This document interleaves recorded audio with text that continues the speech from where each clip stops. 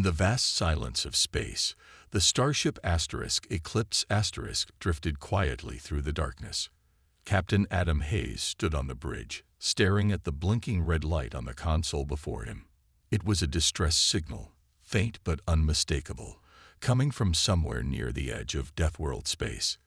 The crew had been warned about this region countless times. It was home to the Deathworlders, a race known for their brutal strength and unyielding pride. Few ships dared to enter their territory, and even fewer returned to tell the tale. Lieutenant Karen Blake approached Adam cautiously.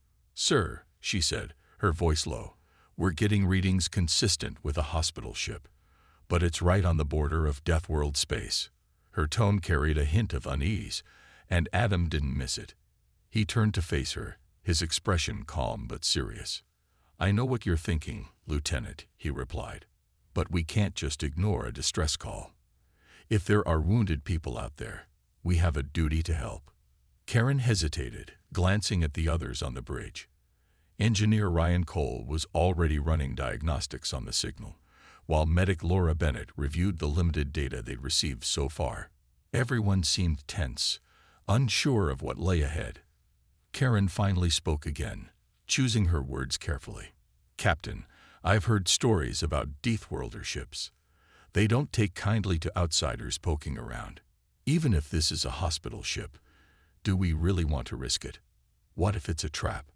Adam nodded slowly. He appreciated Karen's honesty, even if it wasn't what he wanted to hear. She was right. This could be dangerous. But something about the situation tugged at him. Maybe it was the faintness of the signal, as though whoever sent it was barely holding on. Or maybe it was simply the weight of responsibility that came with wearing the captain's uniform. Either way, he couldn't turn away. "We'll proceed with caution," Adam said firmly, addressing the entire bridge crew now.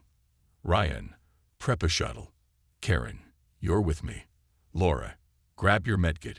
We may need it. And let's keep communications open with the Eclipse. If anything looks suspicious, we pull out immediately."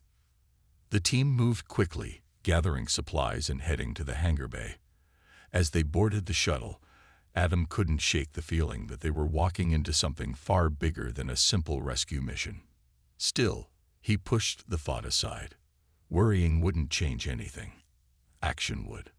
The journey to the source of the signal took less time than expected.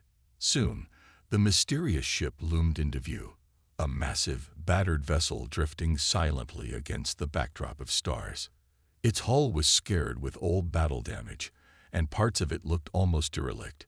Yet there was no denying its size or the ominous aura it exuded. This wasn't just any hospital ship. It was clearly built by the Deathworlders themselves. As the shuttle docked, Adam gave one final instruction. "Stay sharp. We don't know what we're dealing with here." With that, the boarding party stepped onto the alien craft, stepping into the unknown. The air inside was cold and stale, and the dim lights flickered erratically. Every step echoed eerily down empty corridors, making the hairs on the back of their necks stand up. Whatever had happened here, it wasn't good, and they were about to find out why. The boarding party moved cautiously through the darkened corridors of the hospital ship. The air was thick with an unsettling stillness, broken only by the faint hum of failing machinery and the occasional creak of metal. Captain Adam Hayes led the way, his hand resting on the grip of his sidearm. Behind him, Lieutenant Karen Blake scanned their surroundings with a handheld device, its soft beeping the only sound that kept them grounded in reality. Engineer Ryan Cole followed closely, muttering under his breath as he examined panels and conduits along the walls. Bringing up the rear was medic Laura Bennett, her medical kit slung over one shoulder, her eyes darting nervously from shadow to shadow. The further they went, the more apparent it became that something terrible had happened here. Bloodstains smeared the floor in patches, dried and blackened with time. Broken equipment lay scattered across the halls, some pieces sparking weakly as if they'd been torn apart in a hurry. Doors hung open or were sealed shut, their control panels either smashed or completely unresponsive. It was clear this wasn't just damage from age. The signs pointed to violence, chaos, and desperation. "This place feels wrong," Karen whispered, glancing over her shoulder. "It's too quiet. Where is everyone?" Adam didn't answer immediately. He stopped at a junction where 3 corridors met, raising a hand to signal the others to hold position. Peering down each passageway, he saw nothing but more shadows and silence. "Maybe whoever sent the distress signal got out," he suggested, though his tone betrayed his doubt. Something about the scene felt deliberate, staged even, like they were being led somewhere, or into something. Ryan knelt beside a damaged console embedded in the wall, prying off its cover with a small tool. "This system's fried," he muttered after a moment. "Looks like someone didn't want anyone accessing the ship's logs. But it's weird. They didn't finish the job. Some circuits are still intact." Laura stepped forward, peering over his shoulder. "Could you patch into it? Maybe we can figure out what happened here." "I can try," Ryan replied, pulling out a portable data drive. As he worked, the rest of the group fanned out, searching for clues. Karen wandered into a nearby room, finding rows of empty beds and overturned medical carts. Supplies lay strewn across the floor: bandages, syringes, monitors, all abandoned in haste. She picked up a clipboard lying near one of the beds, squinting at the smudged writing on it. Whatever treatment had been administered, it hadn't ended well. Meanwhile, Adam pushed deeper into the ship, drawn by a faint noise ahead. At first, he thought it might be the wind whistling through cracks in the hull, but as he approached, the sound grew clearer, a low, rhythmic tapping. He signaled for Karen and Laura to join him, keeping his weapon ready. They rounded a corner and froze. Before them stood a massive set of reinforced doors, slightly ajar. The tapping came from beyond them, steady and mechanical. "Should we go in?" Laura asked, her voice barely above a whisper. Adam hesitated, then nodded. "Stay close." He pushed the door open slowly, revealing a large chamber filled with strange machinery. Tubes and wires snaked across the walls and ceiling, connecting to tanks and pods arranged in neat rows. Inside the pods, human-like figures floated motionless, suspended in greenish fluid. Their faces were obscured by breathing masks, and their bodies bore scars and surgical incisions that hadn't fully healed. "What is this?" Karen murmured, horrified. Before anyone could respond, the lights flickered violently, plunging the room into darkness. A deep, guttural growl echoed through the chamber, sending chills down their spines. Adam raised his weapon, scanning the area frantically. "Fall back," he ordered, but before they could move, a figure emerged from the shadows. A young woman clutching a makeshift spear, her eyes wide with fear. "Who are you?" she demanded, her voice trembling but defiant. "And why are you here?" Adam lowered his weapon slightly, trying to appear non-threatening. "We're from the Eclipse *. We received your distress signal. Are you alone?" The woman hesitated, studying them carefully. Finally, she nodded. "My name is Mia. And yes, I'm the only one left." Her words carried a weight that made the crew uneasy. If she was telling the truth, then the fate of the others aboard this ship remained a mystery, one they weren't sure they wanted to uncover. Mia lowered her spear cautiously, though her grip on it remained firm. Her eyes darted between Adam and the others, assessing them. She looked young, no older than 20, but there was a hardness in her gaze that suggested she'd seen far more than anyone her age should have. Her clothes were torn and stained, and her arms bore fresh cuts and bruises. Despite her fragile appearance, she carried herself with a quiet determination. "You're not Deathworlders," Maya said finally, her voice steady now. It wasn't a question, but Adam nodded anyway. "No, we're not," he replied. "We're from the Eclipse *. We picked up your distress signal and came to investigate. What happened here?" Mia hesitated, glancing around the eerie chamber filled with pods and lifeless bodies. For a moment, she seemed lost in thought, as if deciding how much to reveal. Finally, she spoke. "This ship belongs to the Deathworld Federation. It's, well, It's not just a hospital ship. They use it for experiments. Dangerous ones. Her voice wavered slightly, betraying the fear she'd been trying so hard to hide. Experiments? Laura asked, stepping forward. On people? Mia nodded grimly. Prisoners, mostly. Sometimes enemies they captured during raids. They keep them sedated and run tests on them. Things that don't always end well. The room fell silent as the weight of her words sank in. Karen exchanged a troubled glance with Adam. This wasn't what they'd expected when they answered the distress call. The idea of walking into a Deathworlder operation, even one disguised as a hospital ship, was unsettling enough. But this changed everything. What about the distress signal? Adam asked after a pause. Did you send it? Mia shook her head. No, that must have been automatic. The systems here are programmed to send out alerts if something goes wrong. I'm guessing the raid triggered it. Raid? Karen pressed. Who attacked you? Pirates, Maya said bitterly. They came out of nowhere, blasting their way in. They killed most of the crew, took some of the prisoners, and left. I managed to hide until they were gone.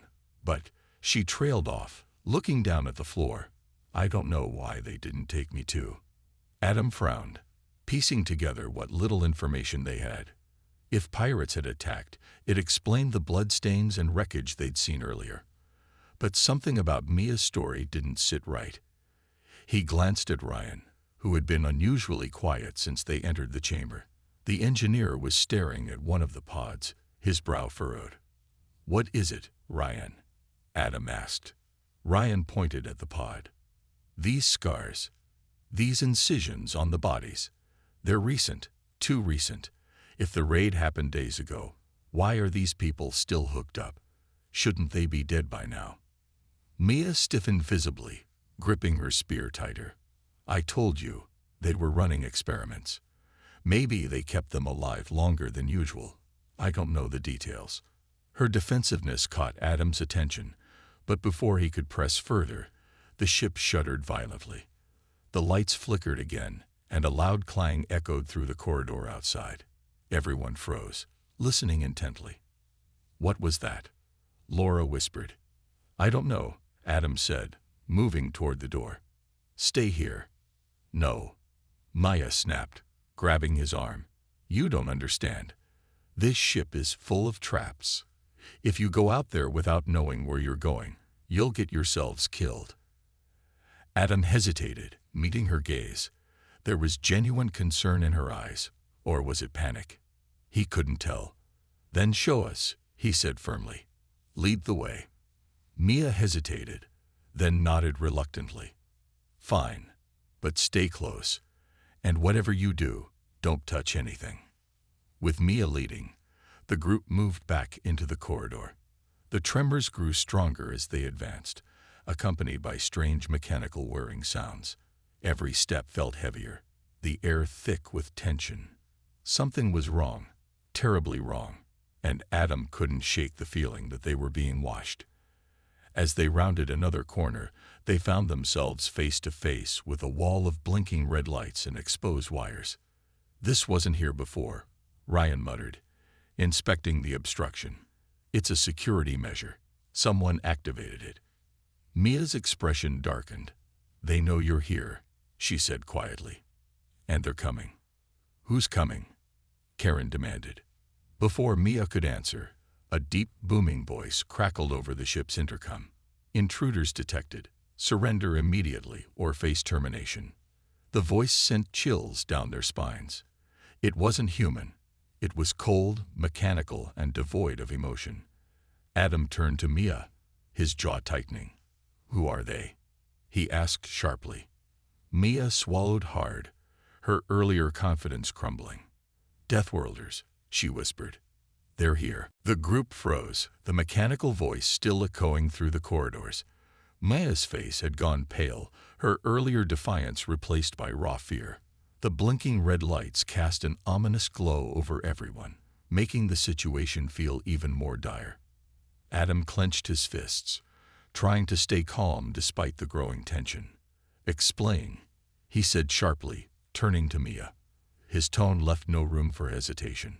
Mia swallowed hard, glancing nervously at the wall of exposed wires blocking their path. It's part of the ship's defense system," she stammered. "If anyone unauthorized boards, it alerts the Deathworlders. They must have been monitoring us since we got here." Karen stepped forward, her voice tinged with frustration. "You knew about this, didn't you? Why didn't you tell us sooner?" Mia shook her head quickly. "I didn't think they'd respond so fast. I thought we had more time." Her voice cracked, and she looked away, guilt written all over her face. "I just wanted to survive." Adam cut in before Karen could press further. "We don't have time for this. We need to move now." He turned to Ryan. "Can you disable that thing?"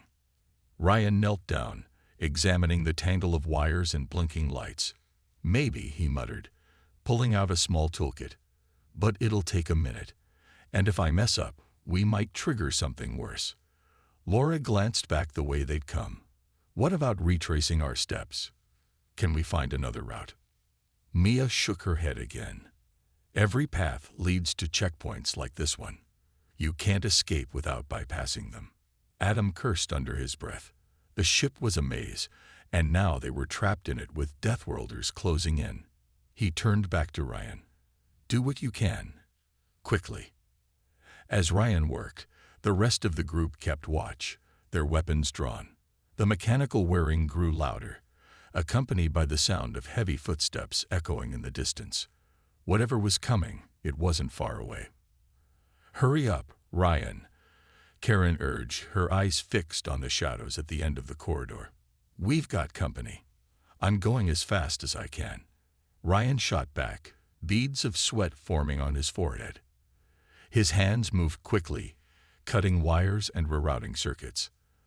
The red lights flickered, dimming slightly but not shutting off completely. Suddenly, a loud clang reverberated through the hallway. A section of the ceiling slid open, revealing a hidden compartment. Out dropped a sleek, spider-like drone, its metallic legs clicking against the floor as it scuttled toward them. Its single glowing eye scanned the group, pausing briefly before locking onto Adam. "Intruders identified." It announced in the same cold, mechanical voice. "Termination protocol initiated." "Get down," Adam shouted, raising his weapon. The drone fired a burst of energy, forcing everyone to dive for cover. Sparks flew as the blast hit the wall behind them, leaving a smoking crater. Ryan scrambled to his feet, still clutching his tools. "Almost there," he yelled over the noise. Karen returned fire, her shots bouncing harmlessly off the drone's armored shell. "This isn't working. It's too strong. We need to distract it," Laura shouted, grabbing a piece of debris and hurling it at the machine. The drone hesitated, recalibrating its sensors, giving Ryan a few precious seconds to finish his work. Finally, with a sharp crackle, the red lights went out entirely. The drone froze mid-step, its glowing eye flickering before shutting off completely. The corridor fell silent once more. "Done," Ryan panted, collapsing onto the floor. "But that won't hold them for long. There are probably more of those things." Adam helped him to his feet. "Then we keep moving." "Mia, which way next?" Mia hesitated, clearly shaken by the encounter. She pointed down the corridor to their left. "That way leads to the main control room.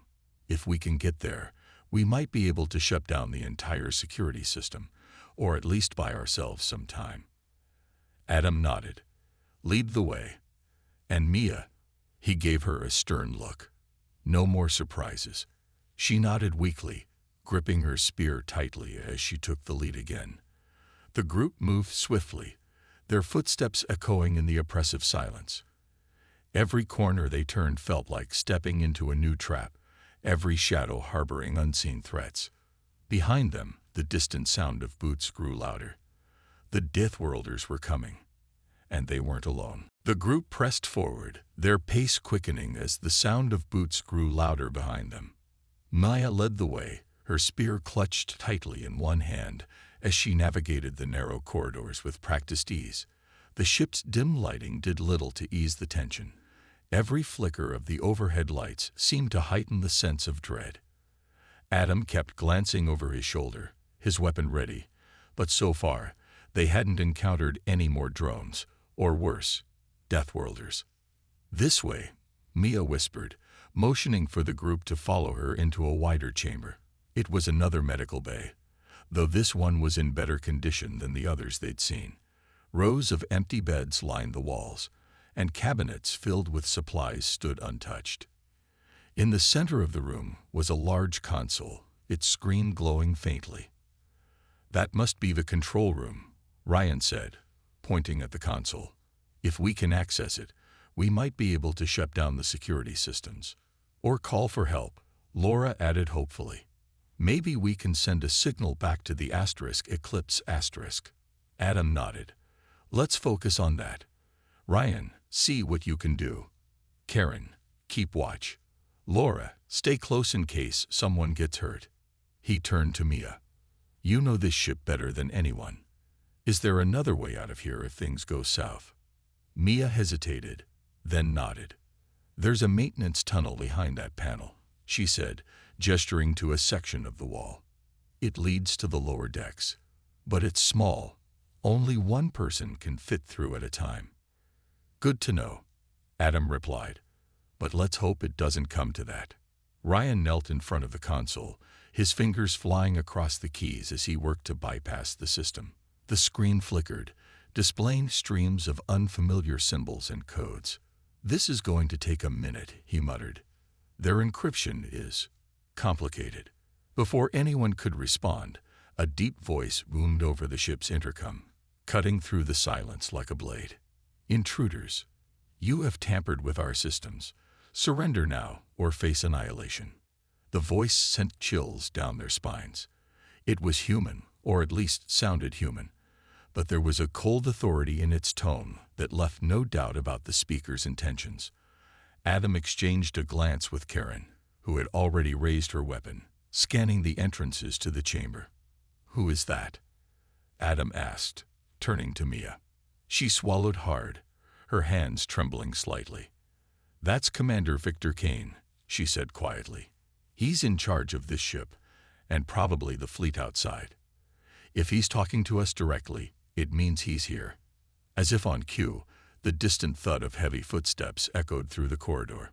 They were getting closer. "We need to move faster," Adam urged, turning back to Ryan. "How much longer?" 30 seconds. Ryan shot back, his voice strained. "Just give me." A loud crash interrupted him as the doors to the chamber slammed open.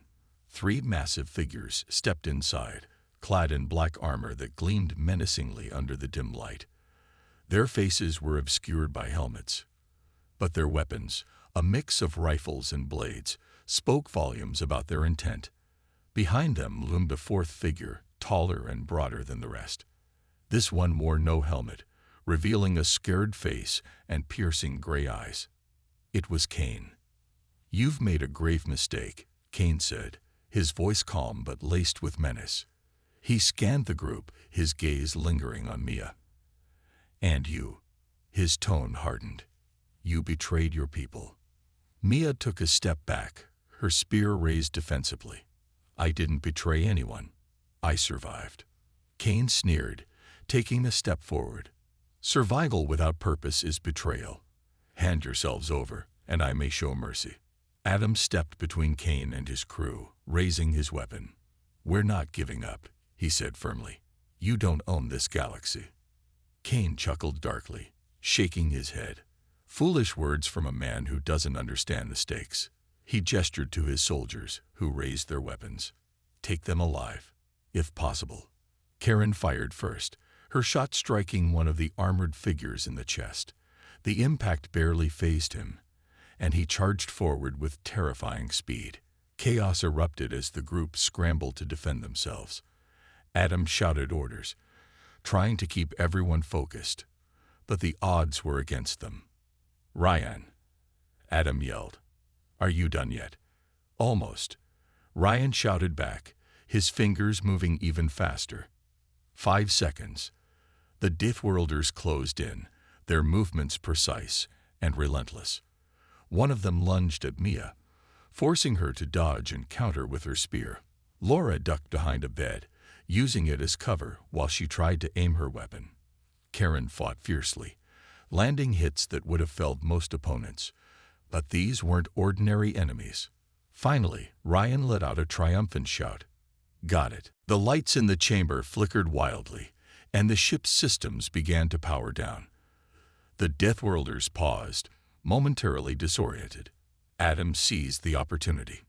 Now, he shouted, through the tunnel. Mia grabbed a nearby chair and hurled it at the panel, exposing the maintenance tunnel behind it. One by one, the group squeezed through the narrow opening, retreating deeper into the bowels of the ship. As they disappeared into the darkness, Kane's voice rang out once more. This isn't over, he growled. You'll regret crossing me. The narrow maintenance tunnel was suffocating, its walls pressing in on all sides as the group crawled through one by one. The faint hum of the ship's dying systems echoed around them, mingling with their ragged breathing.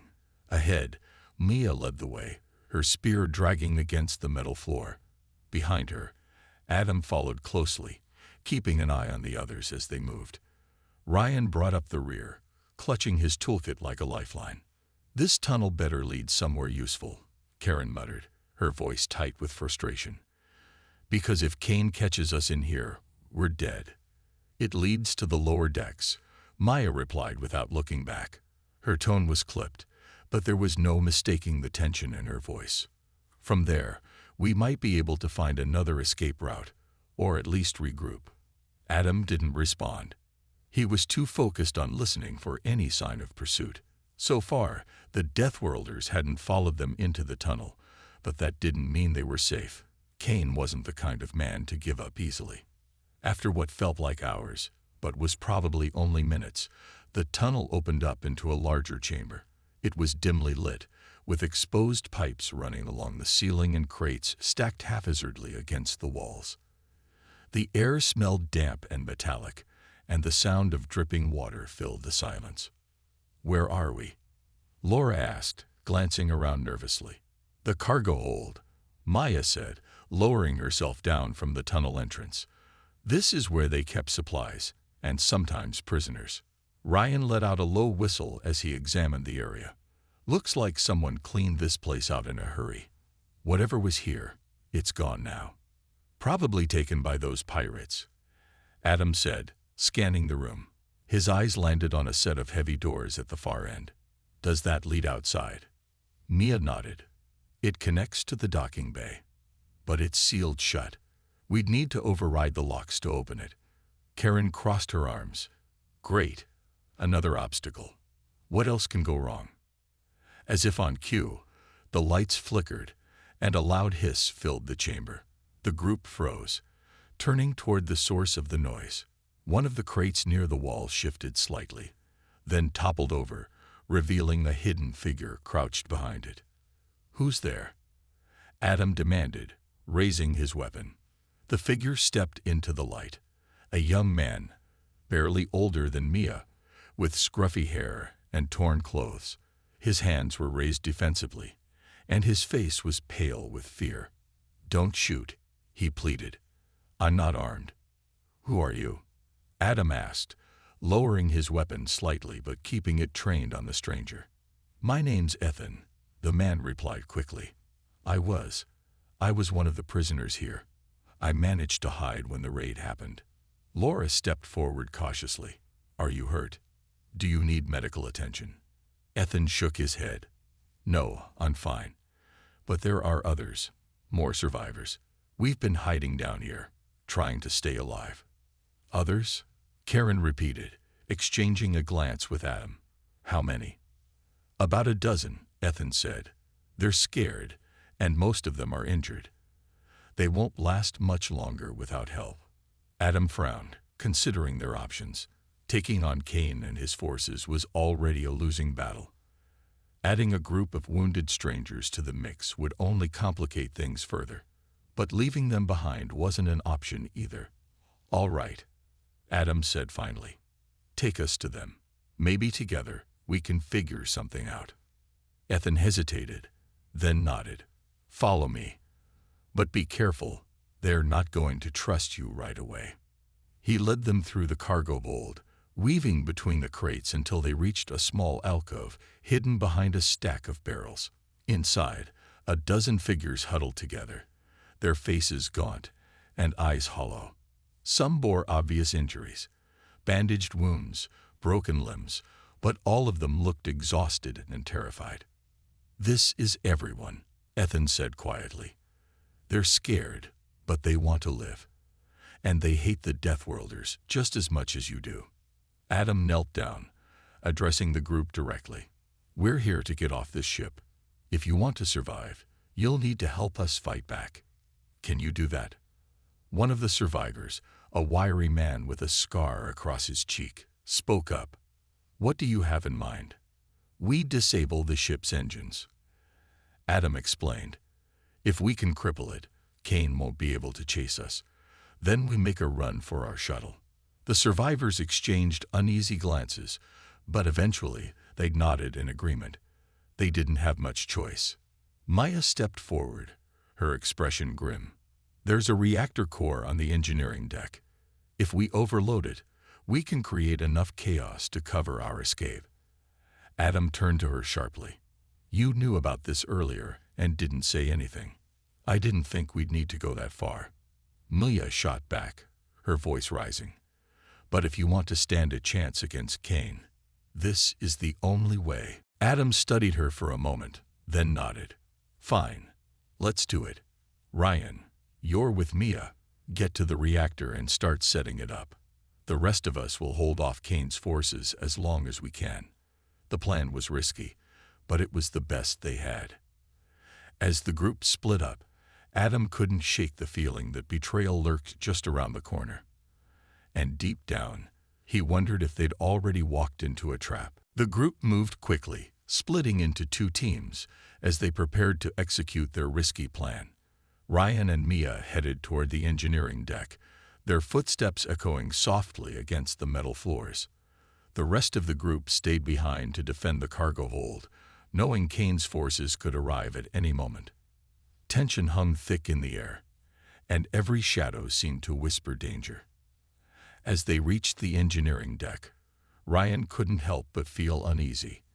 The room was massive, filled with towering machinery and glowing panels that hummed with energy.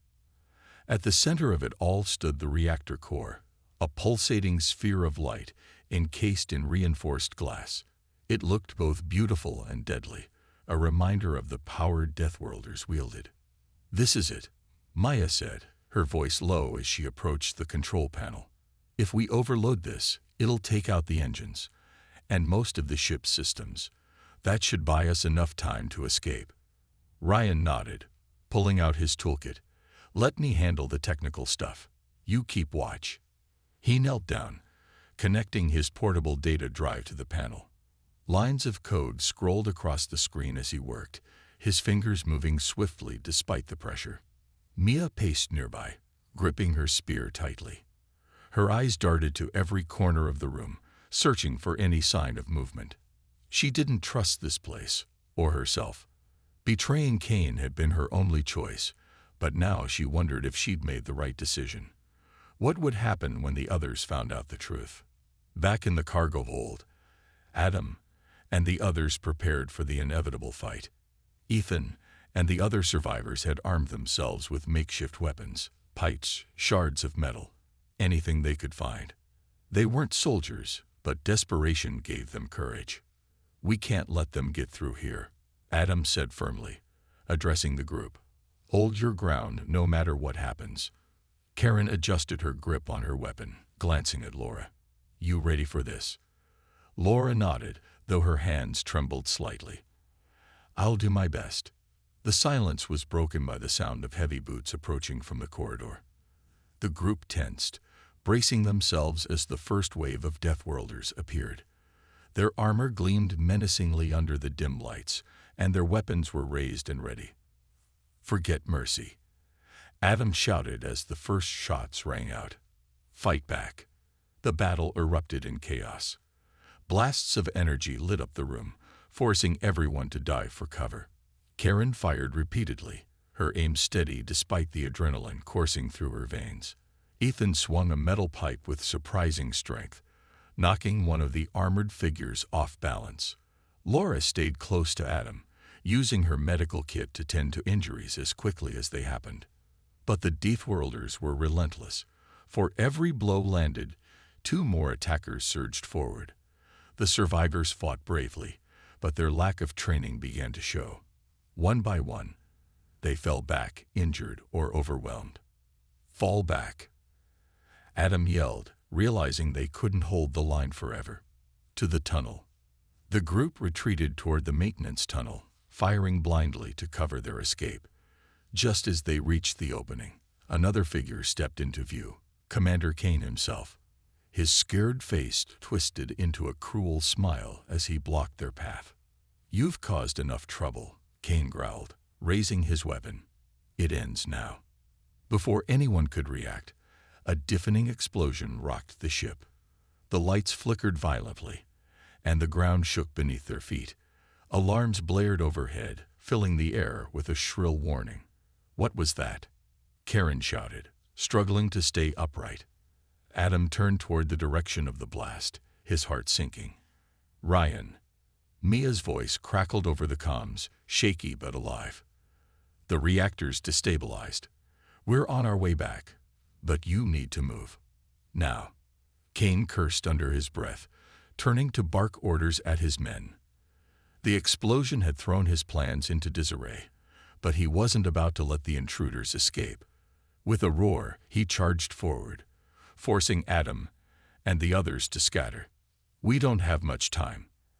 Adam shouted, urging the group toward the tunnel. "Get to the docking bay." As they disappeared into the darkness, Kane stared after them, his gray eyes burning with fury. "You won't leave this ship alive," he vowed, his voice cold and unyielding. The countdown to destruction had begun, and no one aboard the Deathworlder hospital ship was safe anymore. The group scrambled through the maintenance tunnel, their movements frantic as the ship groaned around them. The explosion had destabilized the reactor, and the entire vessel felt like it was coming apart. Sparks rained down from exposed wires above, and the walls vibrated with each passing second. The air grew hotter, pressing against their lungs as they pushed forward.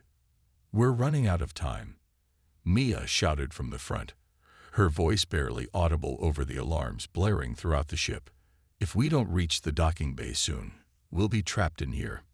Adam didn't respond. He was too focused on keeping the group together, urging everyone to move faster. Behind him, Laura helped one of the injured survivors stay upright, while Karen kept glancing over her shoulder, half expecting Kane or his soldiers to appear at any moment. Ethan brought up the rear, clutching a piece of broken pipe like a lifeline. Finally, they emerged into the docking bay, a wide chamber filled with rows of escape pods and smaller shuttles.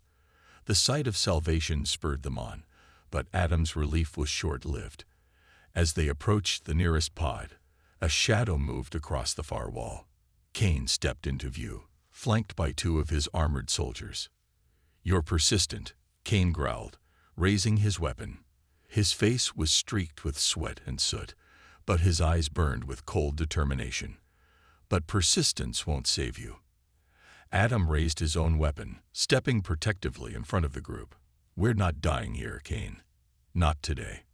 Kane smirked, tilting his head slightly. Brave words for someone surrounded. He gestured to his men, who spread out, cutting off access to the pods. "Surrender now, and I might let some of your friends live." Karen snorted, leveling her weapon at him. "You're lying. Deathworlders don't negotiate." For a moment, no one moved. The tension was palpable, each side waiting for the other to make the first move. Then, without warning, Ryan and Mia appeared from another entrance, startling everyone. "Ryan," Adam called out, relief flooding his voice. "Did you set the overload?" Ryan nodded, breathing heavily. "It's done. We've got maybe 5 minutes before this whole thing goes up." Kane's expression darkened. You fools. You'll kill us all. No, Maya spat, stepping forward defiantly. Just you. The rest of us are leaving. Kane's gaze shifted to her, his lips curling into a sneer. Traitor, you'll regret this. Before he could act, Ethan shouted, Now, and hurled his makeshift weapon at one of Kane's soldiers. The distraction gave the group the opening they needed. Adam fired at the nearest soldier, striking him squarely in the chest. Though the armor absorbed most of the impact, it was enough to stagger him, giving Karen a chance to disarm him. The battle erupted again, chaos filling the docking bay. Laura dragged the injured survivor toward an escape pod, shouting for others to follow. Ryan and Mia worked together to disable the locking mechanism on another pod, their hands moving quickly despite the danger surrounding them. Kane roared in frustration, charging directly at Adam. The two clashed, weapons sparking as they exchanged blows. Adam fought with everything he had, but Kane's strength was overwhelming. Just as Kane landed a heavy punch that sent Adam stumbling back, Karen intervened, firing repeatedly at the commander. The shots ricocheted harmlessly off his armor, but it forced him to turn his attention away from Adam. Get to the pods, Adam yelled, recovering just in time to dodge another attack. Go. One by one, the survivors piled into the escape pods, sealing themselves inside. Laura and Ethan were the last to board, waving frantically for Adam and Karen to join them. Ryan and Mia had already secured themselves in a separate pod, ready to launch. With Kane distracted, Adam and Karen sprinted toward the final pod. They leaped inside just as the ship shuddered violently, the reactor core reaching critical mass. The doors sealed shut behind them, and Adam hit the launch button without hesitation. The pods shot out of the docking bay, propelled into the vast emptiness of space. Through the small window, they watched as the hospital ship began to break apart, flames erupting from its core. Seconds later, a massive explosion engulfed the vessel, sending debris spiraling outward. Kane's flagship hovered nearby, damaged but intact. On its bridge, Kane stood silently, his fists clenched as he stared at the wreckage. This isn't over, he muttered, his voice low and venomous. Not by a long shot. In the distance, the Eclipse loomed into view, its lights blinking as it prepared to retrieve the escape pods. For now, the crew had survived, but they knew Kane wouldn't forget what had happened here. The galaxy was about to become much more dangerous. The escape pods drifted silently through the void, their occupants battered but alive. Inside Adam's pod, the mood was tense. The group sat in silence, staring out at the wreckage of the Deathworlder hospital ship as it continued to burn brightly against the backdrop of space. The explosion had been massive, sending shockwaves that rippled outward like an angry storm. For a moment, no one spoke, each person lost in their own thoughts, replaying the chaos they'd just survived. Karen broke the silence first, her voice quiet but firm. We got lucky, she said, glancing at Adam. Too lucky. Adam nodded slowly, his eyes fixed on the burning remains of the ship. Luck had nothing to do with it, he replied. We made our choices, and we stuck together. That's what kept us alive. But at what cost? Laura asked softly, her hands trembling as she clutched her medical kit. Those people, the ones we left behind. We didn't have a choice, Adam said sharply, though his tone softened when he saw the pain in her eyes. If we'd stayed, we'd all be dead. Sometimes survival means making hard decisions. No one argued with him, but the weight of those words hung heavy in the cramped pod. They had saved themselves, and some of the survivors, but the cost felt impossibly high. Mia's betrayal, Kane's fury, and the destruction of the ship were reminders that their actions would have consequences far beyond this moment. As the Eclipse approached, its tractor beams locking onto the pods, Ryan leaned back against the wall, exhaling deeply. What happens now? He asked, his voice weary. Kane isn't going to let this go. You hurt him. He'll come after us. He's right, Karen added grimly. Deathworlders don't forgive or forget. If Kane survives this, he'll make sure we pay for what we did. Adam clenched his jaw, knowing they were right. He hadn't wanted to think about the future. Not yet. Right now, all that mattered was getting everyone back aboard the Eclipse safely. But deep down, he knew they couldn't outrun Kane forever. The commander's parting words echoed in his mind. This isn't over. The pods were pulled into the hangar bay of the Eclipse where the crew rushed to assist them. Medics tended to the injured survivors, while engineers worked to assess the damage caused by the battle. Adam gathered his team in the briefing room, his expression grim as he addressed them. First things first, he began, looking around at their tired faces. Everyone did well today. We faced something none of us were prepared for, and we came out alive. That's not something to take lightly. But, Karen prompted, sensing there was more. But, Adam sighed, rubbing his temples. We've made enemies, powerful ones. Kane won't stop until he finds us, and when he does, it won't be pretty. We need to prepare for that. Ryan raised a hand hesitantly. What about the survivors? What are we going to do with them? Adam glanced at Laura, who had been caring for the wounded. They're victims of the Deathworlder's experiments, she said quietly. If we leave them behind, they'll either die or end up back in Kane's hands. We can't let that happen. So we protect them, Adam said firmly. For now, they stay with us. We'll figure out the rest later. Mia stood quietly in the corner, her arms crossed tightly over her chest. She hadn't spoken much since boarding the Eclipse, and guilt weighed heavily on her shoulders. Finally, she stepped forward, drawing everyone's attention. I owe you an apology, she said, her voice barely above a whisper. I lied to you. I led you into danger without telling you the truth, and because of me, you almost didn't make it out. Adam studied her carefully, then shook his head. You did what you thought you had to do to survive.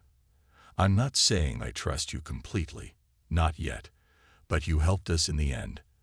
That counts for something. Mia nodded, tears welling in her eyes. Thank you, she whispered. The meeting ended shortly after, leaving Adam alone in the briefing room. He stared out the window at the stars, his mind racing. The encounter with the Deathworlders had changed everything. Whatever came next, he knew one thing for certain. They couldn't face it alone. The galaxy was vast and dangerous, and they were only beginning to understand how deep its shadows ran. The Eclipse sailed quietly through the vast expanse of space, its engines humming softly as it carried its crew and passengers to safety, or so they hoped. Captain Adam Hayes stood on the bridge, staring out at the endless sea of stars. The events of the past hours replayed in his mind like a broken recording, each moment sharper and more vivid than the last. He had made decisions, hard ones, and though they had survived, he couldn't shake the feeling that their actions had set something larger into motion. Karen approached him silently, her boots clicking softly against the metal floor.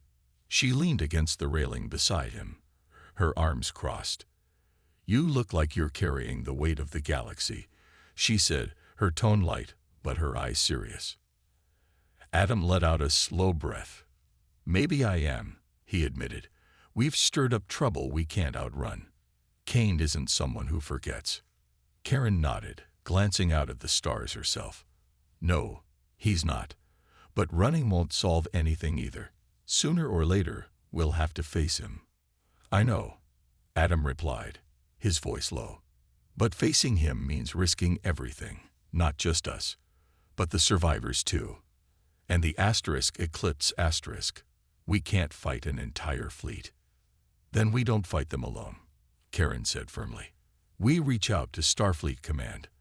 Let them know what happened. If Deathworlders are experimenting on prisoners, abducting people, and attacking ships, others need to know. Adam hesitated.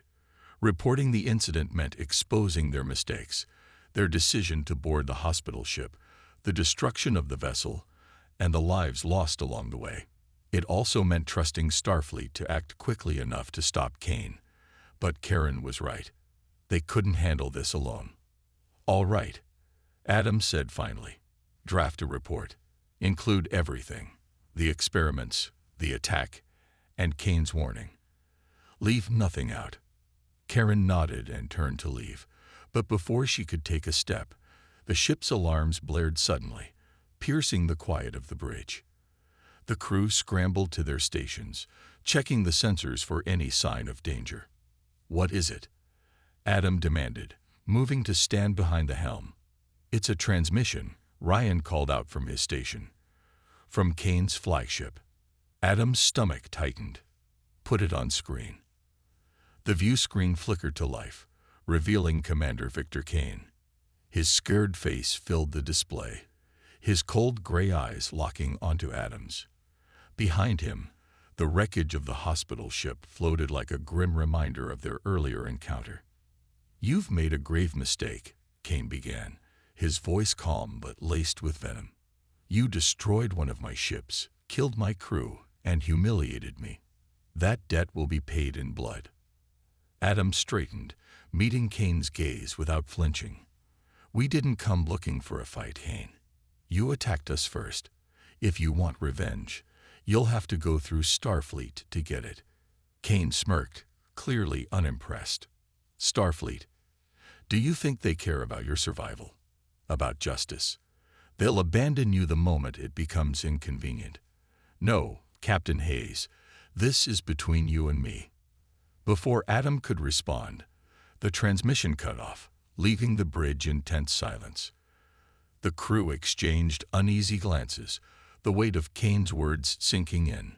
"So now what?" Laura asked quietly, stepping onto the bridge. She had overheard the exchange and looked pale. Adam turned to face his crew, his expression resolute. "Now we prepare. We fortify the Eclipse *. Train harder and stay alert. Kane will come for us. But when he does, we'll be ready." Karen placed a reassuring hand on his shoulder. "And if Starfleet doesn't help, then we rely on ourselves," Adam said firmly. "And on each other. We've faced worse odds before. We'll face them again." As the Eclipse * continued its journey, the crew worked tirelessly to strengthen their defenses and plan for the battles ahead. Somewhere in the distance, Kane plotted his revenge, his hatred burning brighter than ever. The galaxy was vast, but its shadows were closing in, and Adam knew their fight was far from over.